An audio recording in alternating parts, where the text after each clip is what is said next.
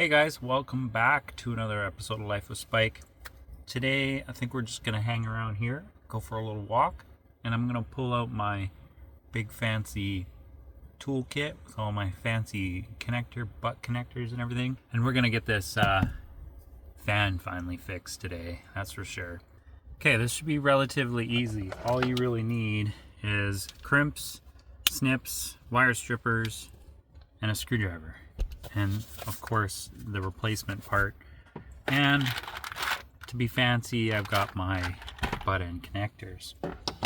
So first things first is you remove the screen, and then we got to pop out 5 screws here and this knob. And well, what better way to do it than my fancy LTT screwdriver. No, I'm not sponsored, but I do like this screwdriver.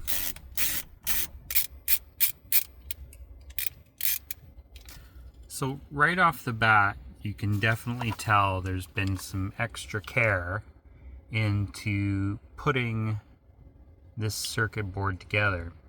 You can see there's globs of silicone covering the main wires, and on the back side it's the same thing.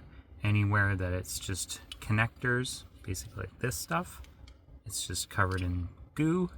And all the little tiny transistors, resistors, and I don't know, chips and every other electronic device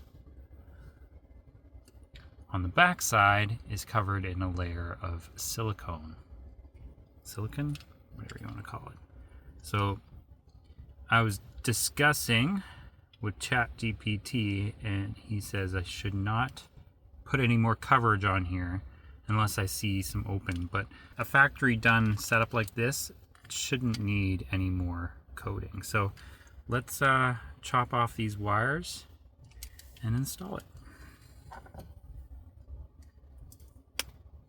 Alright, so after getting the wires prepared, we're just gonna slide them inside the butt end connector, and I like to make sure that I can get those wires in there good and it crimps down really good.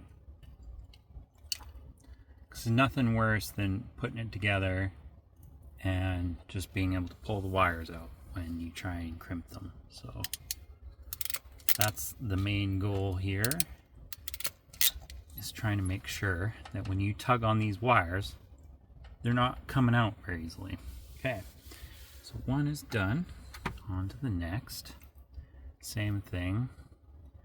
Usually give them a nice couple twists just before I put the connector on. Slide it all the way in. Same with the top side or the other side. Give it a few twists. Carefully get all those little wires inside that metal butt connector. Perfect. Sometimes you gotta wiggle it back and forth to get them all in there. And then she's good to go.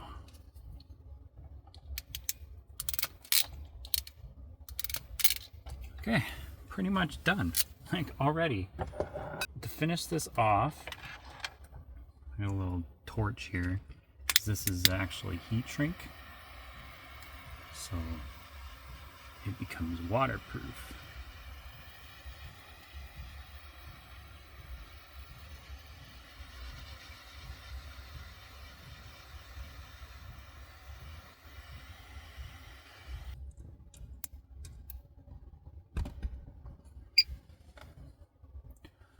Well, that's a good sign.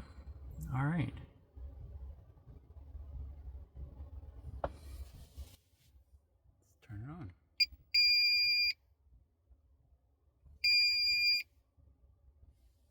Really? A few minutes later. All right, since this is a brand new circuit board, I'm beginning to think the culprit is the motor. And I'm not sure exactly what I'm going to do, but I may end up having to order some new bearings or something, and maybe pop in some new bearings might fix it. The only other option I can think of is pulling it apart again and popping some new 3-in-1 in there, and maybe get another few months out of it or another few weeks out of it before I can get some new bearings in. So I'm gonna have to do some research and some thinking and figure out what I can do.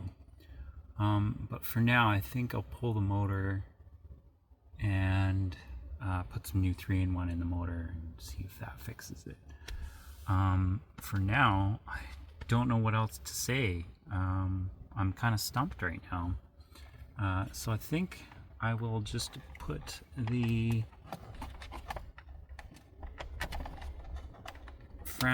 fan shroud back up, because there's no reason for it to be down right now if it's not the problem.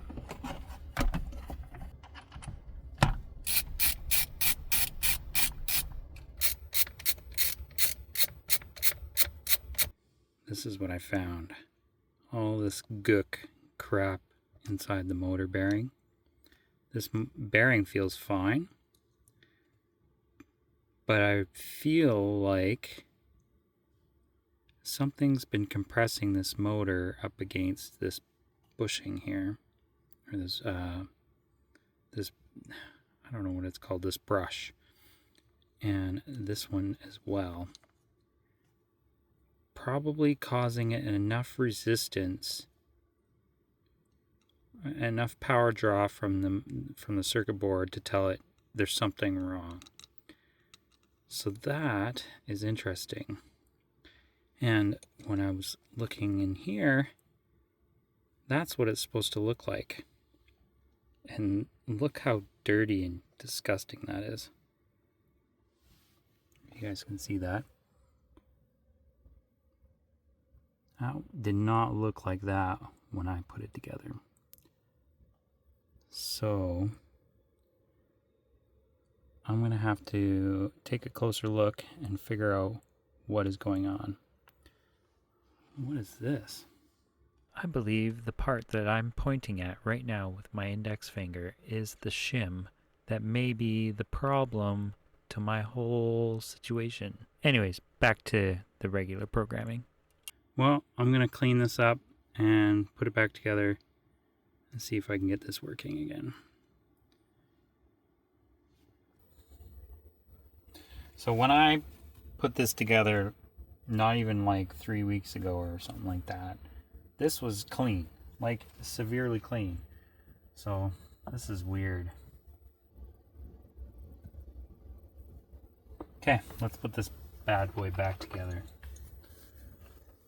So one thing you got to make sure is you got to line up this notch with that, and you carefully have to set this down without smashing anything. So make sure all your wires are tucked away correctly, because this snaps pretty good.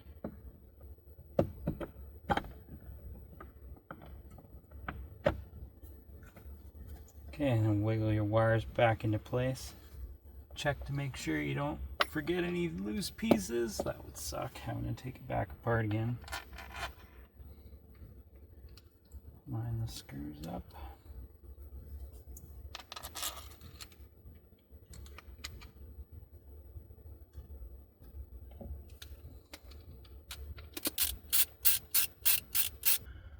Here goes nothing. Oh, I should probably connect these wires, huh? White to white, red to red. I mean, black to black, white to white. Now, let's throw a fuse and test it out. Oh, come on, I can't even see.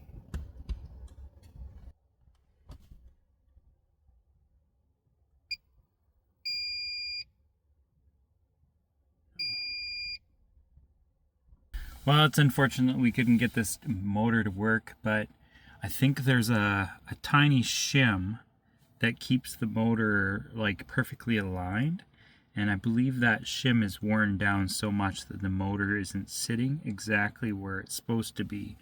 I mean, I can't exactly tell for sure, and I'm no motor expert, so I couldn't really tell you whether or not this is properly put together right.